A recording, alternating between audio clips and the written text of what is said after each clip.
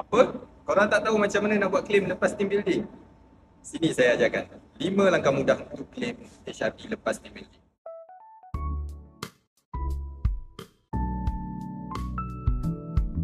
Okey, yang pertama, korang kena pastikan syarikat korang berdaftar dengan HRD Corp. Kalau tak daftar, memang tak boleh claim langsung lah. Jadi, korang kena check lah dulu dengan HR atau admin korang. Yang kedua, korang kena guna training provider yang berdaftar dengan HRD Corp. Korang kena pastikan training provider yang korang pilih tersenarai dalam training provider HRD Corp. Tak perlu risau, Jen Bijak memang berdaftar dengan HRD Corp. So, memang boleh claim tanpa masalah. Okay, yang ketiga, korang kena mohon sebelum program bermula. Okay, permohonan tuntutan korang kena buat sebelum training atau program tu bermula.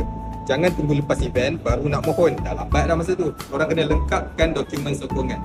Lepas program, korang kena sediakan semua dokumen penting macam attendance list, receipt, invoice dan laporan program. Okay, langkah yang terakhir, buat tuntutan selepas latihan selesai.